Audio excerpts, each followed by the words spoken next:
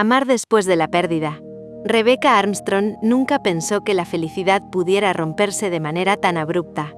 5 años de matrimonio con Erin habían sido una construcción lenta y consciente. Amor elegido, rutinas compartidas, planes hablados en voz baja antes de dormir. Cuando decidieron tener un hijo, no lo hicieron desde la urgencia, sino desde la certeza. El embarazo sería de Erin, pero el bebé llevaría la carga genética de Rebecca. Sería suyo, de ambas. Desde el inicio, nada fue sencillo. El embarazo se volvió frágil, lleno de controles médicos, de silencios tensos en salas de espera, de manos apretadas con fuerza para no ceder al miedo. Rebecca intentó ser fuerte por las dos, convencerse de que todo saldría bien, repetirlo como un mantra. Erin sonreía, incluso cuando el cansancio la vencía. Decía que valía la pena. El parto llegó antes de tiempo, demasiado pronto. Song nació pequeña, vulnerable, luchando por cada respiración. Erin no sobrevivió. Rebecca no recuerda con claridad los días que siguieron. Todo se volvió blanco, frío, distante. La ausencia ocupó cada espacio, cada pensamiento. El cuerpo de Erin ya no estaba, pero su nombre seguía flotando en el aire, pegado a las paredes, al llanto apagado de la habitación del hospital. Song quedó en estado crítico. Y fue allí, en ese limbo suspendido entre la vida y la pérdida, donde Rebecca entendió que lo único que la mantenía en pie era su hija. Su pequeña Song, lo único que ahora tenía en el mundo. 3 meses duró la hospitalización. 3 meses de noches sin dormir, de miedo constante, de aprender a amar a una hija a través de incubadoras, cables y monitores. Rebecca se movía como en automático, sostenida apenas por la necesidad de no dejar caer a la única vida que aún dependía de ella. Fue entonces cuando conoció a Sarocha Chankima, pediatra, profesional, serenidad en medio del caos. Sarocha estaba a cargo de la atención de Song Armstrong. Conocía la historia, la muerte reciente de la madre, el duelo suspendido, la fragilidad de la niña. Pero más allá de los informes clínicos, algo en esa bebé la conmovió de una manera inesperada. Song no solo necesitaba medicamentos y controles, necesitaba contacto, calor, piel. Desde entonces, el vínculo fue inevitable. Sarocha sintió una empatía inmediata por Rebecca, por su mirada cansada, por su forma de aferrarse a su hija como si soltarla fuera a perderlo todo. La guió, la acompañó, la sostuvo con palabras simples y gestos constantes. No cruzó límites, pero estuvo. Siempre estuvo. Así pasaron los meses. Entre avances pequeños, retrocesos dolorosos y una cercanía que creció sin ser nombrada. Cuando finalmente Song fue dada de alta, la despedida fue silenciosa. Rebecca volvió a una casa incompleta. Sarocha a su rutina hospitalaria. Se extrañaron sin decirlo. Se buscaron en cada control ambulatorio, en cada cita médica, en cada mirada que duraba un segundo más de lo necesario. Y en medio del dolor, del duelo no resuelto, y de la culpa que Rebecca cargaba por sentir algo nuevo, nació un amor inesperado. Un amor que no pedía permiso. Un amor que no borraba lo perdido. Un amor que, sin saberlo aún, las llevaría de nuevo a aprender a respirar. Capítulo 1. El acuerdo. Rebecca siempre creyó que las decisiones importantes se sentían como un golpe seco. Una certeza inmediata, brutal incluso, algo que descendía sobre el cuerpo con la contundencia de una verdad irrevocable. Pensaba que las grandes elecciones se parecían a un portazo interior. Se cerraba una vida posible y se abría otra sin titubeos. Pero aquella noche no fue así. Aquella noche, la decisión de tener un hijo llegó como llegan las mareas, despacio, sin estruendo, empujando desde dentro con una persistencia silenciosa. No hubo un instante exacto que pudiera señalar como el comienzo. Fue más bien una acumulación de pequeños gestos, de conversaciones incompletas, de silencios prolongados que ya no resultaban incómodos, sino cargados de significado. Erin estaba sentada en el borde de la cama, con las piernas cruzadas y el cabello todavía húmedo después de la ducha. El agua le había oscurecido ligeramente la piel, y una gota resbalaba desde su cuello hasta perderse bajo la camiseta. El vapor había empañado el espejo del dormitorio, y en ese reflejo borroso Rebecca pensó, sin saber por qué, que así se vería el futuro. Difuso, tembloroso, imposible de fijar del todo, como una imagen que se resiste a ser enfocada. Habían aprendido a leer esos momentos. No todas las noches eran iguales. Había noches de risa, de cuerpos buscándose sin necesidad de palabras, y había otras como esa en que algo flotaba entre ellas, algo que pedía ser nombrado aunque ambas temieran hacerlo. No tiene que ser ahora, dijo Irene finalmente, con esa voz suya que nunca presionaba, que siempre parecía dejar una puerta abierta. Solo pensarlo. Rebecca asintió. Lo hizo despacio, como si incluso ese gesto pudiera alterar el delicado equilibrio del instante. Aunque llevaba meses pensándolo. Años, si era honesta consigo misma. 5 años de matrimonio daban para muchas conversaciones aplazadas, para proyectos que se mencionaban de pasada y luego se dejaban reposar, para silencios que se llenaban de miradas cómplices y otras veces de preguntas que ninguna de las dos se atrevía a formular del todo. Habían hablado de viajes, de mudanzas posibles, de cambiar de trabajo. Habían hablado de la vejez incluso, de cómo querían envejecer juntas.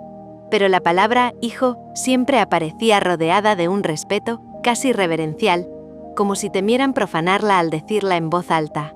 No es el ahora lo que me asusta, respondió Rebecca al fin. Es el después.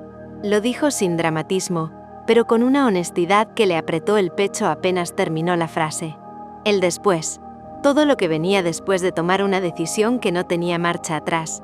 El después como territorio desconocido, como una vida que ya no giraría solo en torno a ellas dos. Irene sonrió apenas. Sabía leerla mejor que nadie.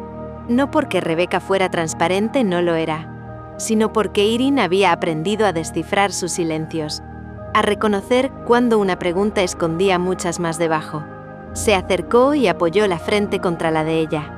Fue un gesto pequeño, casi infantil, pero que siempre las devolvía a un lugar seguro, a ese espacio íntimo donde el mundo parecía suspenderse por un momento. El después nunca se controla, dijo Irene.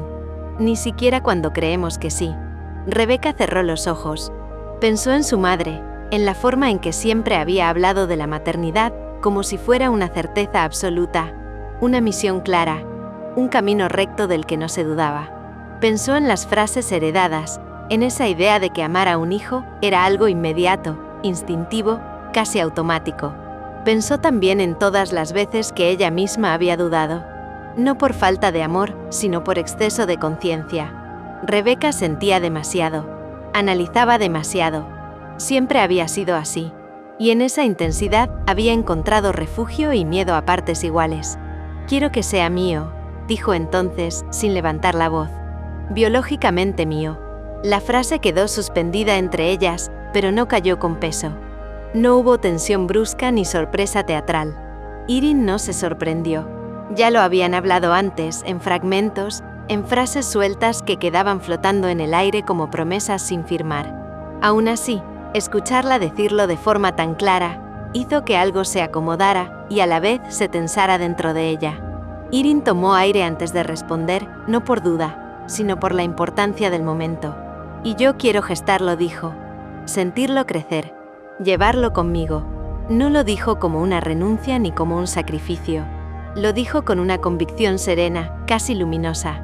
Se miraron en silencio, sosteniendo la mirada sin apuro. No había rivalidad en ese intercambio, ni lucha de egos, ni concesiones dolorosas. Había sobre todo una confianza profunda. La certeza de que ninguna estaba intentando ocupar el lugar de la otra. De que el amor que las unía no se medía en roles, sino en presencia. ¿Y si algo sale mal?, preguntó Rebecca, casi en un susurro, como si temiera que la sola formulación de la pregunta pudiera convocar algo oscuro. Irene tomó sus manos. Las apretó con firmeza, anclándola al presente. Entonces lo enfrentamos juntas, respondió sin vacilar. Como todo lo demás. Fue en ese momento cuando Rebecca sintió, por primera vez, un nudo en el estómago que no supo identificar del todo. No era miedo exactamente. Tampoco era duda. Era una intuición vaga, incómoda, como si el cuerpo supiera algo que la mente aún no estaba preparada para nombrar. Una sensación breve, fugaz, que decidió ignorar. Decidieron los detalles con una calma meticulosa. Rebecca necesitaba el orden para tranquilizarse. Habló de clínicas especializadas, de exámenes genéticos, de porcentajes de éxito, de protocolos médicos y legales. Irene, en cambio, hablaba de nombres posibles, de colores para una habitación que aún no existía, de canciones que había escuchado de niña y que le gustaría cantar en voz baja. Eran distintas, siempre lo habían sido, y sin embargo funcionaban como un engranaje preciso, como dos piezas que encajaban no por similitud, sino por complementariedad. Esa noche, antes de dormir, cuando la habitación quedó en penumbra y el ruido del mundo se redujo a una quietud casi reverente, Irene apoyó la mano sobre su vientre plano y cerró los ojos. «Todavía no estás aquí», murmuró, «pero ya te estamos esperando». Rebecca la observó desde el costado de la cama. Sintió una oleada de amor tan intensa que tuvo que girar el rostro para que Irene no viera cómo se le humedecían los ojos. No sabía entonces, no podía saber que ese gesto sencillo, esa mano sobre un vientre aún vacío, sería el recuerdo al que volvería una y otra vez cuando todo lo demás se rompiera. Porque en ese instante, antes del embarazo, antes de los hospitales, antes del dolor, todavía existía la ilusión intacta de que el amor, por sí solo, podía protegerlas de cualquier cosa. Y eso, pensó Rebecca, mientras apagaba la luz y se dejaba envolver por la respiración tranquila de Irene. Era quizá la forma más pura y más peligrosa de esperanza. Capítulo 2. El cuerpo que cambia. El primer cambio no fue visible. No hubo una prueba positiva inmediata, ni una celebración desbordada, ni lágrimas de alegría como Rebecca había imaginado si alguna vez se había permitido imaginarlo. No hubo fotos, ni llamadas, ni esa euforia repentina que tantas veces había visto en otros. El primer cambio fue un silencio distinto en el cuerpo de Irene, una quietud nueva, casi imperceptible, como si algo dentro de ella se estuviera acomodando con cuidado, aprendiendo a existir sin anunciarse todavía. Rebecca fue la primera en notarlo, aunque no supo ponerle nombre. Siempre había sido observadora, incluso antes del matrimonio, incluso antes del amor. Tenía esa manera de mirar que no se quedaba en la superficie.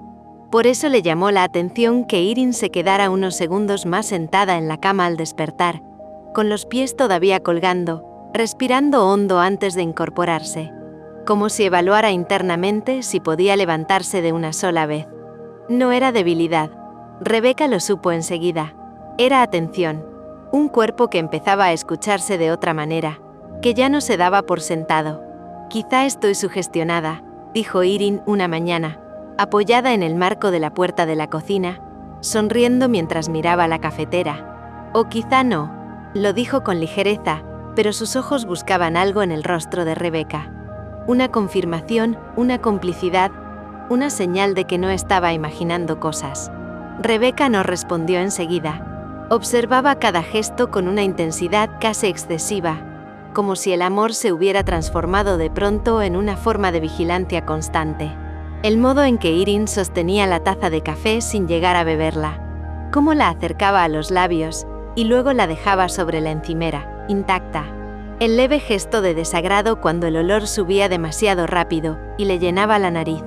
Detalles mínimos insignificantes para cualquiera que no estuviera mirando con devoción y miedo a partes iguales. Empezaron a dormir distinto. No peor, no mejor. Distinto. Rebecca se despertaba varias veces durante la noche sin una razón clara, solo para asegurarse de que Irene respiraba con normalidad, de que no se movía con inquietud. Irene, por su parte, se giraba con más cuidado, como si incluso dormida supiera que algo dentro de ella necesitaba protección. El resultado llegó una semana después, una mañana cualquiera, sin ceremonia. 2 líneas rosadas, simples, contundentes. Rebecca las miró durante largos segundos sin reaccionar. El objeto le parecía demasiado pequeño para contener algo tan grande. No sintió el golpe seco que siempre había asociado a las decisiones importantes. Sintió, en cambio, una expansión lenta en el pecho, una presión suave que iba creciendo, como si algo se abriera sin hacer ruido, sin pedir permiso. Irene fue quien rompió el silencio.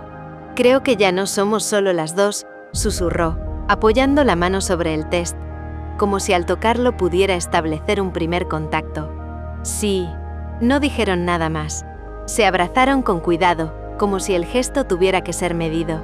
El acuerdo del que habían hablado durante tanto tiempo ya no era una idea ni un proyecto abstracto. Tenía forma, aunque todavía no tuviera cuerpo. Rebeca apoyó la mejilla en el hombro de Irene y pensó fugazmente que a partir de ese momento todo sería distinto, aunque aún no supiera de qué manera. Los controles comenzaron casi de inmediato. Rebeca se volcó en ellos con una meticulosidad casi obsesiva, como si su rol, desde el inicio, fuera el de sostener todo lo que no podía sentir en su propio cuerpo. Leía artículos científicos hasta tarde, comparaba estudios, subrayaba riesgos, preguntaba más de lo necesario en cada consulta. Necesitaba entenderlo todo, anticiparse a cualquier variable posible, como si el conocimiento pudiera funcionar como una barrera contra lo imprevisible. Irene, en cambio, vivía el embarazo con una mezcla de asombro y cansancio, que no siempre sabía cómo expresar. Había momentos de una felicidad silenciosa, casi tímida, y otros en los que el cuerpo parecía reclamarle atención constante. Las náuseas aparecieron temprano, persistentes, desobedientes. No eran solo por la mañana. Llegaban en oleadas inesperadas, a veces mientras hablaban, a veces en medio de la noche, despertándola con una urgencia que no admitía espera.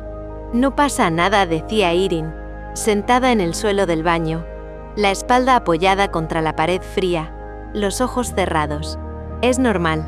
Rebeca asentía, pero no lograba convencerse. Se arrodillaba frente a ella, le sostenía el cabello, le ofrecía agua, toallas, palabras que se repetían sin volverse más eficaces. Se sentía inútil de una forma nueva, distinta a cualquier otra que hubiera conocido. «Debería ser yo», pensó una de esas veces, mientras observaba el temblor leve en las manos de Irene. El pensamiento la sorprendió por su crudeza. No porque no hubiera aparecido antes, sino porque ahora tenía un peso distinto. Antes era una hipótesis lejana, casi teórica. Ahora era una sensación concreta, incómoda, que se instalaba en el pecho y no se iba. Una culpa anticipada, sin causa real, pero insistente. Rebeca comenzó a sentir culpa por cosas absurdas. Por levantarse descansada mientras Irene se movía con lentitud. Por tener hambre cuando Irene apenas toleraba un par de galletas. Por no vomitar. Por poder comer con normalidad. Por tener un cuerpo que seguía funcionando como siempre, mientras el de Irene parecía exigir atención constante, pausas, concesiones. «No me mires así», le dijo Irene una tarde, medio en broma, medio en serio, cuando la sorprendió observándola desde el sofá. «No soy de cristal». Rebeca bajó la mirada, sorprendida, casi avergonzada. «No te estoy mirando así. Si lo estás haciendo», respondió Irene con suavidad, «como si estuvieras esperando que me quiebre». Rebeca negó, pero no insistió. Sabía que había algo de verdad en eso. El embarazo, lejos de acercarla a la experiencia corporal, la colocaba en un lugar extraño, el de espectadora responsable. No llevaba al bebé, pero llevaba el peso de la decisión. No sentía los cambios, pero los vigilaba todos. Amaba desde afuera, y eso empezaba a dolerle. En la primera ecografía, Rebeca apretó la mano de Irene con demasiada fuerza. La habitación estaba en penumbra, el gel frío sobre la piel, el silencio expectante. El sonido del latido rápido, insistente la atravesó como una descarga eléctrica. Era real. Había algo vivo ahí dentro, algo que existía gracias a ellas dos, y que, sin embargo, parecía pertenecerle más al cuerpo de Irene que a su propia historia. «Lo escuchas», susurró Irene, con los ojos brillantes. Rebeca asintió, incapaz de hablar. Sintió una alegría inmediata, feroz, y justo detrás, una punzada de distancia. Como si el amor ya estuviera mezclado con una forma anticipada de pérdida. Como si supiera sin entender del todo por qué que nada de eso sería sencillo. Con el paso de las semanas, los médicos empezaron a mencionar palabras que Rebeca no quería oír. Riesgo, vigilancia, posibles complicaciones. Nada definitivo, nada alarmante aún, pero suficiente para que su mente construyera escenarios que no se atrevía a compartir. Escuchaba esas palabras como quien oye un idioma extranjero, captando solo lo suficiente para saber que algo no iba del todo bien. Irene, por su parte, intentaba mantener la calma. «Mi cuerpo sabe hacerlo», decía, apoyando una mano sobre su vientre. «Confía». Rebeca quería creerle. De verdad quería. Pero cada náusea prolongada, cada control extra, cada ceño fruncido de un profesional, la devolvía al mismo pensamiento circular. Si algo sale mal, será culpa mía. Culpa de haber querido que el bebé fuera biológicamente suyo. Culpa de no haber sido ella quien gestara. Culpa de haber creído que el amor podía organizarlo todo, que bastaba con desearlo con suficiente fuerza.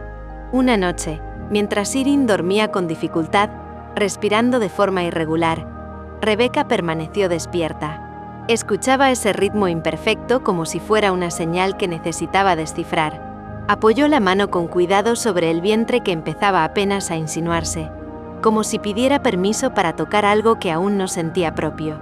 «Cuídala», susurró, sin saber a quién hablaba exactamente. A las 2. No lloró. Aún no. Pero algo dentro de ella comenzó a tensarse, como una cuerda que se estira demasiado pronto, anunciando que, aunque todavía no se hubiera roto nada, el equilibrio ya no era el mismo. El cuerpo de Irene estaba cambiando, y el de Rebecca, aunque intacto, empezaba a aprender una verdad incómoda y silenciosa: que amar también podía ser quedarse al margen, mirando cómo otro cuerpo sostenía lo más importante de su vida. Capítulo 3. La amenaza silenciosa. La primera alerta no llegó como una noticia grave.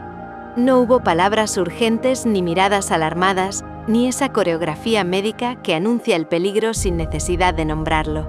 No hubo teléfonos sonando de pronto ni enfermeras apresuradas entrando y saliendo de la consulta. Llegó como casi todo lo que verdaderamente asusta, disfrazada de normalidad, envuelta en un tono neutro que no parecía merecer atención especial. «Vamos a repetir este examen», dijo el médico, sin levantar la voz, mientras revisaba la pantalla. «Solo para estar seguros». Rebecca sintió cómo el cuerpo se le tensaba de inmediato, como si alguien hubiera girado un interruptor invisible dentro de ella. No fue un sobresalto evidente, fue algo más profundo, una rigidez súbita que le recorrió la espalda y se instaló en el pecho. «Solo para estar seguros» era una frase que había empezado a odiar, sin saber exactamente por qué. No significaba nada concreto y al mismo tiempo lo significaba todo. No era una afirmación ni una negación. Era una frase abierta, peligrosa, una puerta que no se cerraba del todo y dejaba pasar el aire frío de la incertidumbre. Irene no pareció inquietarse. Asintió con calma, con esa serenidad que siempre había sido una de las razones por las que Rebecca la amaba. Como si aquel pequeño ajuste en el protocolo no fuera más que parte natural del proceso, una variante esperable dentro de un embarazo. Incluso sonrió levemente, buscando los ojos de Rebecca, intentando restarle peso al momento, como si con ese gesto pudiera devolverle algo de tranquilidad. Rebecca respondió con una mueca apenas perceptible. No logró relajarse ni un segundo más durante la consulta. Observaba cada gesto del médico con una atención casi enfermiza. El modo en que fruncía el ceño al mirar la pantalla, la pausa antes de escribir algo en el ordenador, la manera en que se aclaraba la garganta antes de hablar, los silencios entre una explicación y otra, que para ella se alargaban más de lo razonable. Buscaba signos, pistas, cualquier cosa que confirmara o desmintiera el presentimiento que llevaba días creciendo dentro de ella, como un rumor persistente que no se dejaba callar. A partir de ese día, los controles comenzaron a espaciarse menos. Ya no eran citas rutinarias que se marcaban en el calendario con un círculo discreto y una nota amable. Ahora aparecían como interrupciones constantes en la vida cotidiana, recordatorios inevitables de que algo necesitaba ser vigilado de cerca, análisis de sangre adicionales, ecografías más frecuentes, mediciones repetidas, esperas más largas en salas frías, con televisores encendidos sin sonido y revistas que nadie parecía leer. Las recomendaciones comenzaron a multiplicarse. Algunas se decían con cuidado, con ese tono profesional que intenta no alarmar, pero tampoco tranquiliza del todo. Otras se formulaban casi como órdenes suaves, difíciles de discutir. No es grave, repetían, pero hay que observar, vigilar, controlar. Las palabras se instalaron en la mente de Rebecca como un murmullo constante, como una música de fondo imposible de apagar. Incluso en casa, incluso de noche, incluso cuando intentaba concentrarse en cualquier otra cosa. El embarazo dejó de ser esa espera idealizada, casi abstracta, que aún conservaba algo de misterio y encanto. Se convirtió en una serie de cifras, valores, curvas y probabilidades. En porcentajes que ella memorizaba sin querer. En rangos normales y límites difusos que aprendió a reconocer mejor que muchos términos de su propio trabajo. Rebecca empezó a notar el cambio también en Irene. No solo en el cuerpo, que seguía cansándose con facilidad, que seguía rechazando ciertos alimentos, que necesitaba más descanso del que estaba dispuesta a admitir, sino en la manera en que escuchaba, en cómo guardaba silencio cuando los médicos hablaban, como si prefiriera no interrumpir, no profundizar, en cómo asentía sin hacer demasiadas preguntas, aceptando las indicaciones con una docilidad que antes no le era habitual. Ese contraste empezó a inquietar a Rebecca más que cualquier resultado médico.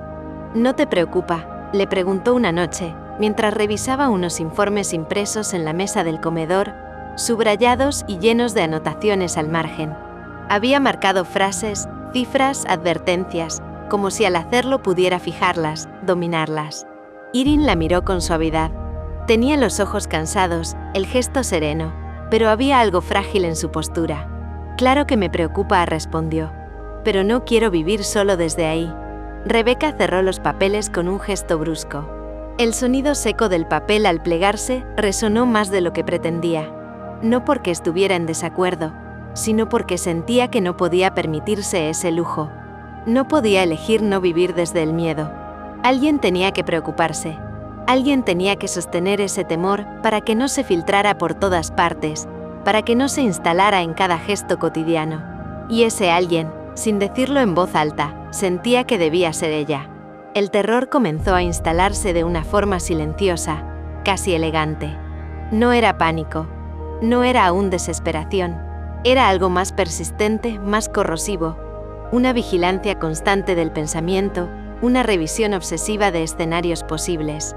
Rebecca empezó a imaginar futuros que no quería imaginar. Habitaciones de hospital iluminadas de noche. El sonido de máquinas que no sabía nombrar. Llamadas telefónicas a horas indebidas. Frases dichas con demasiada suavidad. Decisiones que nadie debería tener que tomar, y mucho menos en nombre de alguien a quien ama. Y sobre todo, empezó a imaginar la pérdida como una posibilidad real. Esa fue la verdadera ruptura. Hasta entonces, el miedo había sido difuso. Una intuición incómoda que podía apartarse con esfuerzo. Ahora tenía forma, peso, densidad. El embarazo ya no era solo un proceso natural con algunas dificultades. Era una cuerda floja. Y cada día que pasaba sin malas noticias, se sentía menos como un alivio y más como una tregua temporal, como un acuerdo precario con algo que tarde o temprano reclamaría su precio. «No quiero que te pongas así», le dijo Irene una mañana, al encontrarla frente al ordenador, leyendo un artículo médico tras otro, con los ojos enrojecidos por el cansancio. «No estás ayudando». Rebecca levantó la mirada lentamente. Tenía la mandíbula tensa, los hombros rígidos, el cuerpo agotado de tanto anticipar. «Si entiendo lo que pasa, ¿puedo anticiparme?», respondió. «No todo se puede anticipar». La frase cayó entre ellas con un peso nuevo, casi físico. Rebecca lo sabía.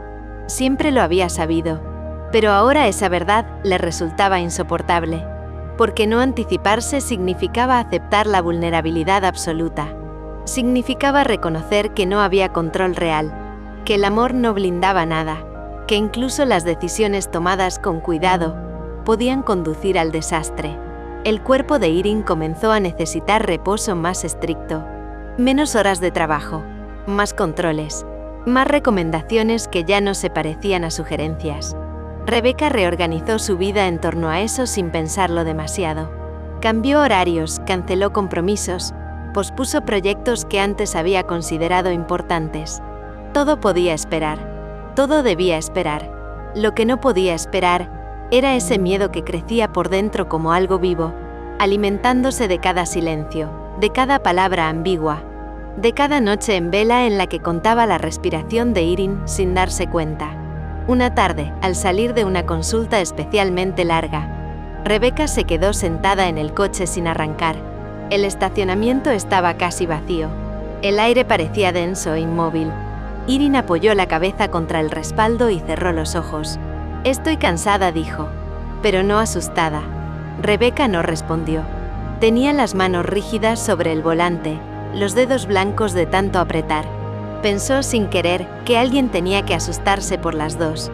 Y ese pensamiento, simple y brutal, la aisló de una forma que no supo explicar, como si de pronto estuviera sola sosteniendo algo demasiado grande.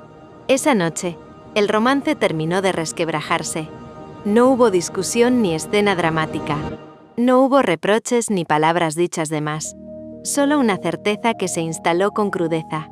El embarazo ya no era una promesa luminosa, sino un riesgo compartido.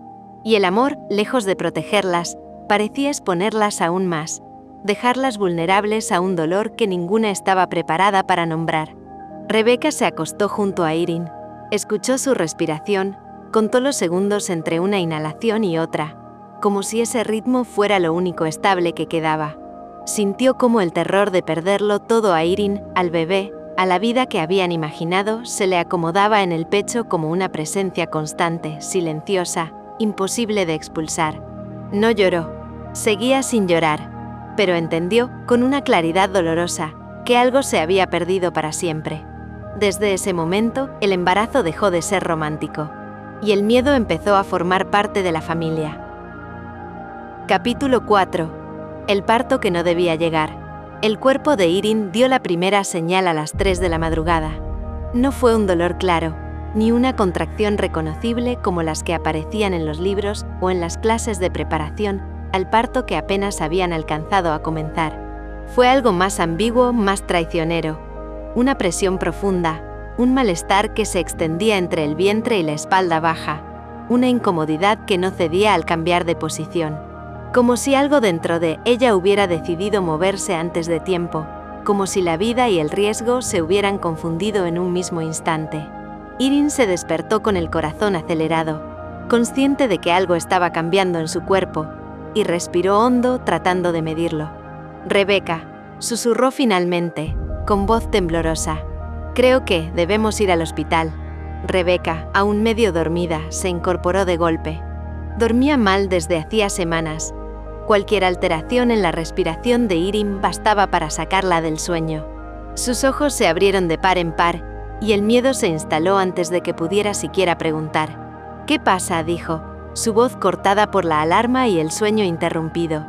«No lo sé», respondió Irene, respirando hondo, incapaz de poner palabras a la sensación. «Siento algo extraño».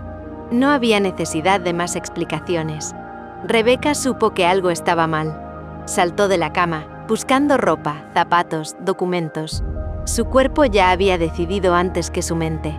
«Vamos», dijo, mientras Irene se sentaba en la cama, pálida, con un hilo de sudor frío en la frente. «Vamos al hospital ahora». Durante el trayecto en auto, la tensión se volvió casi física. La ciudad dormía, las calles desiertas parecían irreales, como si pertenecieran a un mundo ajeno en el que algo estaba a punto de romperse. Irene respiraba con dificultad, cada inhalación medida, cada exhalación un esfuerzo consciente. Rebecca conducía con los ojos fijos en la carretera, mientras su mente repasaba escenarios posibles, cada uno más aterrador que el anterior.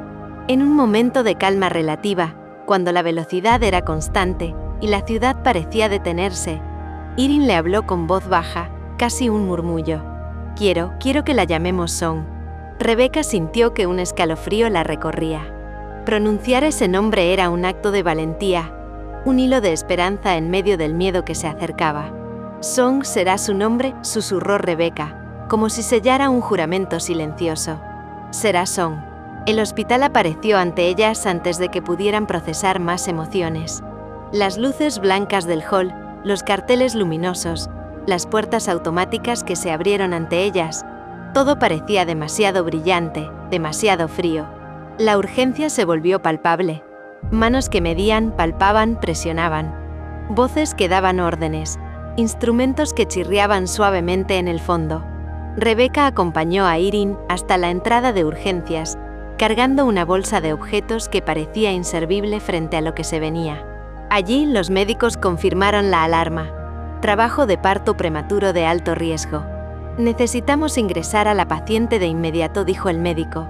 «El parto puede complicarse muy rápido». Rebecca asintió tragando saliva, mientras observaba cómo llevaban a Irene hacia el quirófano. Su corazón latía desbocado, temiendo cada paso, cada movimiento. No podía entrar, no le permitieron hacerlo. Todo su mundo se redujo a la puerta que lo separaba. Cada gesto de Irene, cada respiración medida, cada respiración profunda de Rebecca que intentaba acompañarla desde afuera, se volvió vital. Irene miró a Rebecca con ojos llenos de miedo y determinación, y un hilo de voz escapó. «Cuida de mi pequeña, de Song». Rebecca apretó los labios, incapaz de responder con palabras.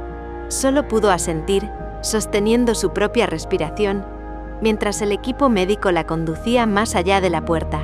Dentro del quirófano, todo ocurrió con una precisión clínica que contrastaba con el caos emocional que Rebecca sentía. Los médicos actuaban rápido, monitores, medicación, incubadoras preparadas, luces brillantes, órdenes cruzadas. Rebecca observaba desde la sala contigua, siguiendo cada sonido, cada movimiento, cada respiración. Su mundo se había reducido al llanto contenido de Irene que llegaba desde adentro, los pitidos electrónicos de los monitores y su propio miedo que palpitaba en sus sienes. Irene gritaba, no de alivio, no de felicidad, sino de dolor y de miedo. Cada gemido atravesaba la puerta como un cuchillo invisible. Rebecca sostenía su bolso con fuerza, sus dedos blancos, el corazón temblando, sin poder tocar a su pareja, sin poder hacer nada más que acompañarla con la mente y el alma. Y entonces, un llanto nuevo rompió la tensión. Débil, frágil, apenas un hilo de sonido, pero suficiente para atravesar la piel y llegar al corazón de Rebecca. El llanto de Song. No hubo tiempo de abrazos, ni contacto piel con piel, ni susurros de consuelo. La pequeña era llevada de inmediato a la incubadora, conectada a tubos, monitores y luces que parecían demasiado grandes para su cuerpo diminuto. Cada movimiento era medido, preciso, salvavidas. Rebecca sintió como el aire regresaba a sus pulmones con un golpe de alivio y de miedo mezclados.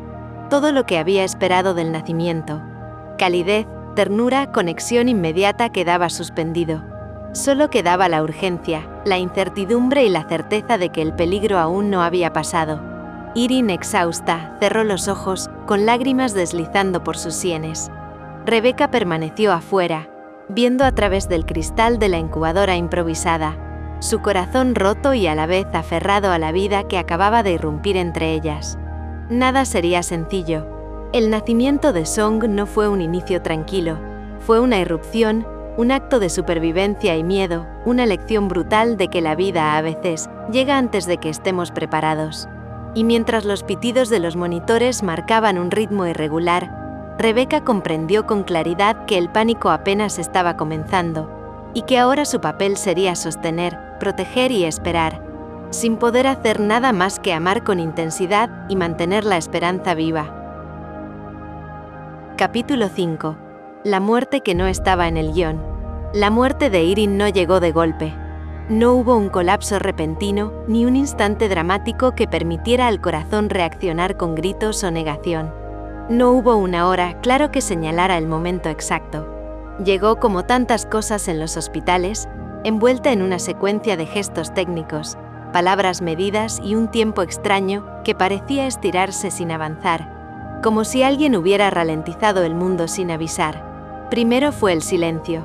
Un silencio pesado, cargado de tensión, que llenaba la sala de cuidados intensivos obstétricos donde Irene había sido ingresada tras el parto prematuro.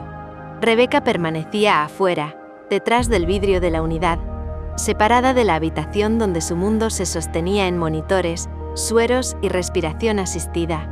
No podía tocarla, no podía sostenerla, no podía hacer nada más que esperar. Solo podía mirar, solo podía rezar, solo podía sentir cómo cada segundo la devoraba desde dentro.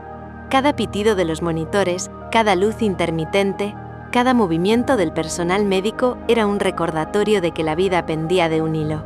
Cada respiración de Irene, medida y asistida por la maquinaria, atravesaba a Rebecca como un latido propio, como si su corazón estuviera suspendido junto al de ella.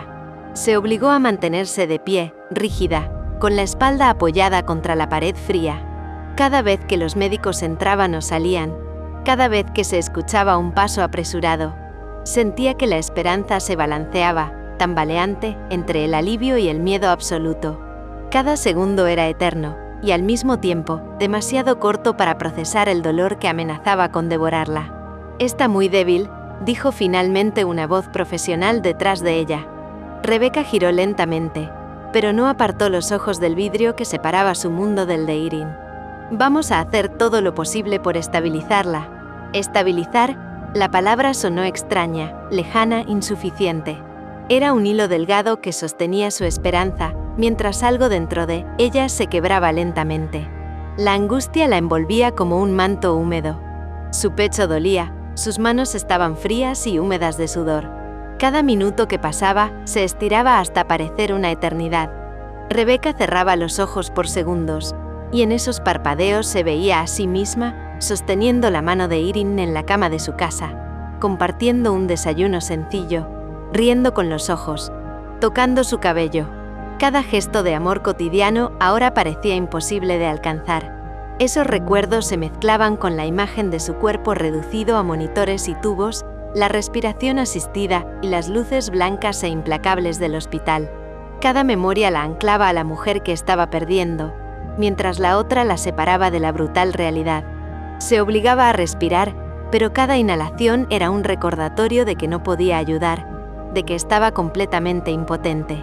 La culpa se mezclaba con la desesperación. Si hubiera llegado antes, si hubiera hecho algo distinto, si hubiera sabido. Si Irene sufría, si Song no lograba sobrevivir, sería un fracaso absoluto. Cada vez que un médico aparecía cerca del vidrio, Rebecca contenía la respiración. Cada palabra, cada gesto, cada paso era un presagio que podía significar un milagro o un desastre que nadie estaba preparado para nombrar. Las máquinas parecían marcar el tiempo de otra dimensión, y cada pitido resonaba como un eco dentro de su pecho. Rebecca recordó entonces cómo Irene le había dicho semanas atrás que confiara en su fortaleza, que todo estaría bien. Esa confianza que había sostenido su mundo ahora era un eco lejano, una ironía cruel que golpeaba su corazón con fuerza. Finalmente, un médico se detuvo frente a ella. La bata blanca, la expresión medida, contenía la catástrofe que Rebecca ya intuía. Tomó aire antes de hablar. Cada segundo de pausa aumentó la sensación de que el mundo se desmoronaba. «Hicimos todo lo posible», comenzó con voz firme contenida. Rebecca sintió que las palabras caían sobre ella como piedras. Hubo una complicación severa durante la intervención. Una hemorragia que no respondió a los tratamientos. Irene no logró sobrevivir.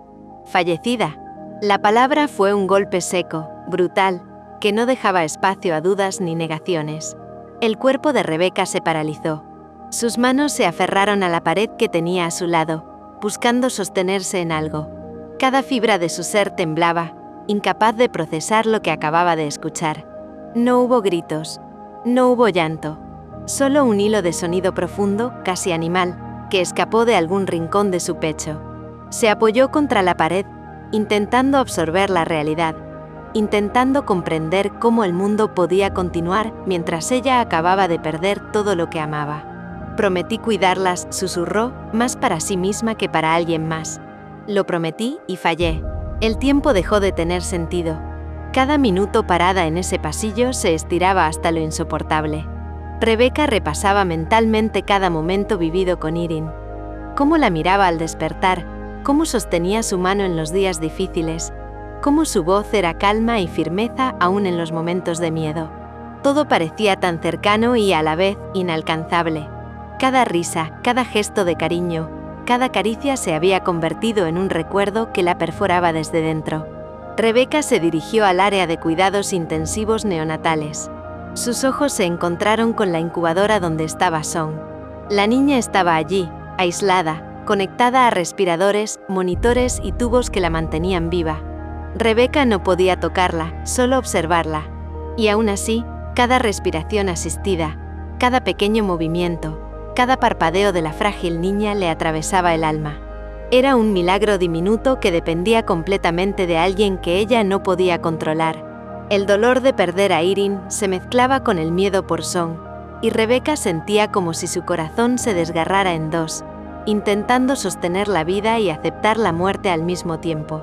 Cada sonido de alarma, cada ajuste del monitor, La hacía saltar, conteniendo la respiración, rogando en silencio que su hija fuera lo suficientemente fuerte para sobrevivir. «Si tú vives, yo viviré», murmuraba entre dientes, con la cabeza apoyada en el vidrio. «No hay otra opción, no puede haber otra opción». Las horas pasaban sin pasar. Cada médico que entraba para revisar a Song parecía arrastrar el tiempo con ellos. Cada palabra era un golpe, cada silencio, un recordatorio de la fragilidad de la vida. Rebecca cerraba los ojos, imaginando el cuerpo cálido de Irene a su lado, susurrándole que todo estaría bien, que Song era fuerte, que todo esto tenía un propósito.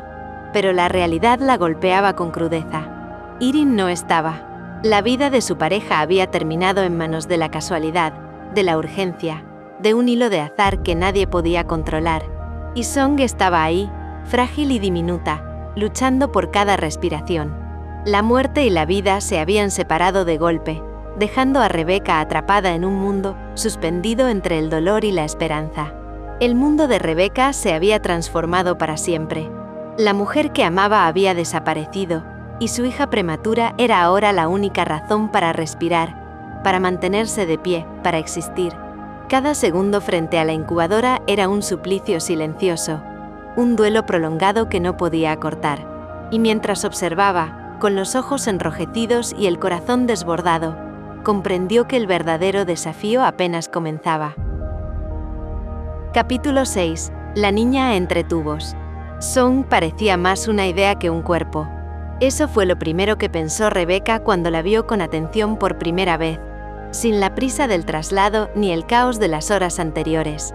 Dentro de la incubadora, rodeada de tubos, sensores y cables que se cruzaban como una red demasiado grande para ella, Song no parecía una recién nacida, sino una promesa frágil, casi abstracta, sostenida por la tecnología y la obstinación de un cuerpo diminuto que aún no entendía el mundo al que había llegado. Era increíblemente pequeña. Sus brazos eran finos como ramas jóvenes. Las manos, cerradas en puños mínimos, parecían incapaces de aferrarse a nada. La piel era translúcida, delicada, de un tono indefinido, atravesada por venas azuladas que se marcaban sin pudor. El pecho subía y bajaba con un esfuerzo visible, asistido por una máquina que respiraba con ella, a veces en lugar de ella. Cada movimiento era un acto de resistencia, una lucha diminuta que ocupaba todo el espacio de la incubadora. Rebecca sintió un dolor físico al verla. No una tristeza abstracta, no una pena que pudiera nombrar. Fue una punzada directa, visceral, como si algo se comprimiera dentro de su pecho y no encontrara salida. Le dolían los brazos por no poder rodearla. Le dolían las manos por no poder tocarla. Le dolía el cuerpo entero por no poder hacer nada. Cada segundo que pasaba allí, la hacía sentir un poco más inútil, más incapaz de cumplir el gesto más primitivo: proteger a su hija. «Es tan pequeña», susurró, sin darse cuenta de que hablaba en voz alta. Sarocha Chankima estaba a su lado, la médico obstetra a cargo de la pequeña. No dijo nada de inmediato.